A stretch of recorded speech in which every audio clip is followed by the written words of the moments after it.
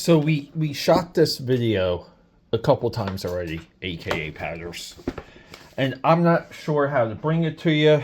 I think my first few were a little bit angry, very accusatory, just because no one's talking about this. And what exactly is happening? Let's just go back to why a lot of you and myself, why do I spend so much time on this channel? Why do I really pour my passion, my heart, everything into 90s American comics before and after? It's a lot of it comes from this guy. His name's Todd McFarlane. This is one of his art books, I think his only art book.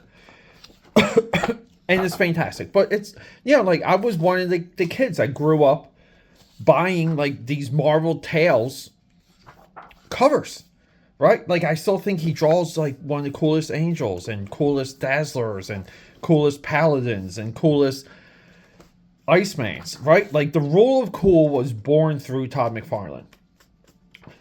So like we know Todd McFarlane, right? Like he breaks off and does Spawn and well, I don't know. Like he's still doing Spawn kinda ish. But then through like a studio system, and I will always go to this, like Angel Medina and this Kiss work is he got Angel Medina here, and for Spawn it was Greg Capullo, and he kind of at one time had two monthly guys. They were like a tandem, but everything kind of looked like McFarlane. Like it was like McFarlane-esque inspired, like all the nice line work, and Medina here like was always better with cross hatching than McFarlane like ever was. And I view this Kiss series as absolutely a landmark experience in lettering, design, coloring, like all of it, right? So we have Rob Brown here, who's of the mind, dare I say, the school of Todd McFarlane. And Marvel at the time, they had to do a initiative. They had multiples, but they had to do a initiative to get readers back cheaply. So they do Marvel Edge. This is over the edge. So they take a lot of their B and C list characters. They group them together. They're kind of all linked by Nick Fury. They're all kind of street level performers. And they get a Todd McFarlane wannabe to do the artwork. And we see here, like we see just from Ghost Rider's Flame alone. And this isn't a comparison to Rob Brown, who is no longer with us, by the way. It's not a comparison of him and Todd McFarlane.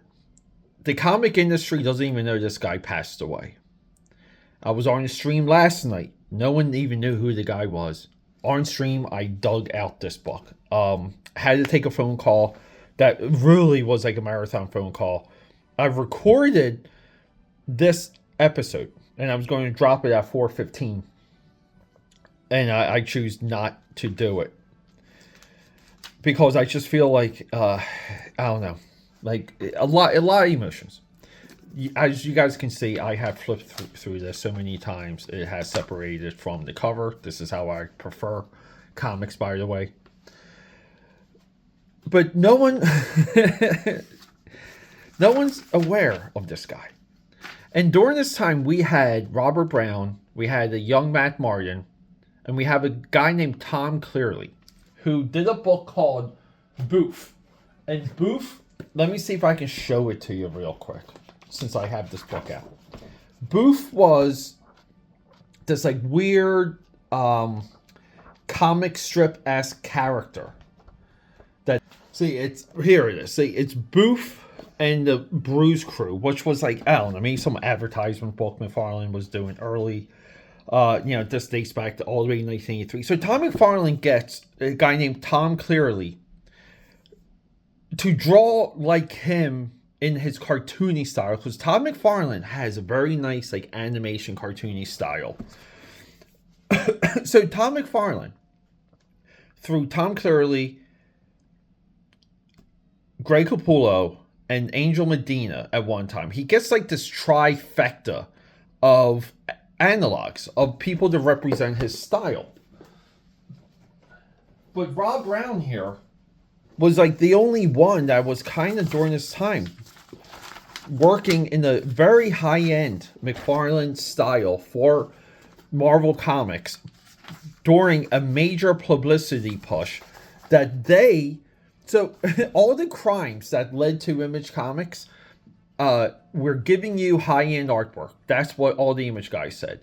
You cannot reproduce our line work. You're muddling our line work with your coloring and your paper quality.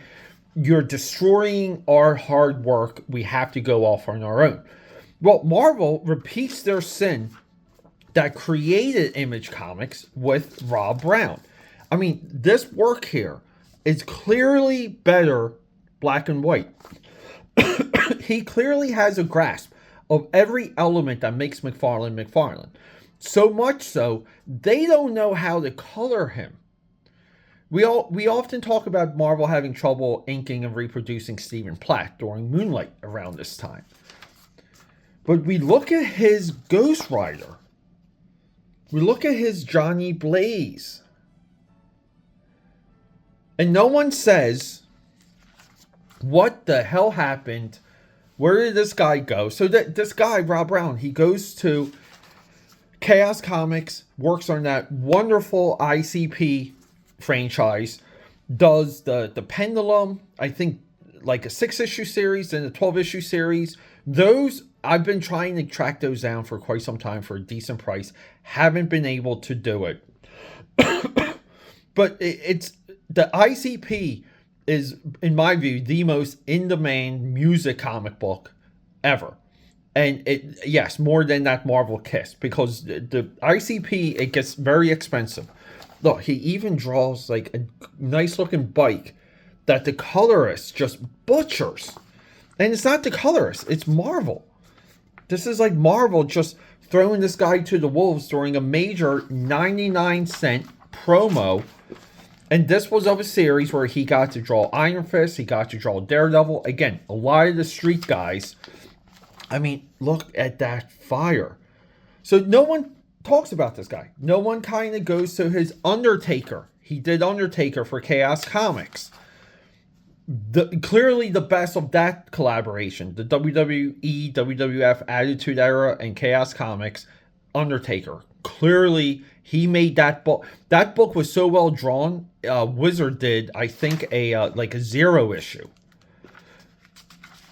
Because it could sell. That's why Wizard pushed the Undertaker comic. But look at his, the boots, the big feet, the spikes. I mean, look at the detail. Completely butchered by the Marvel process.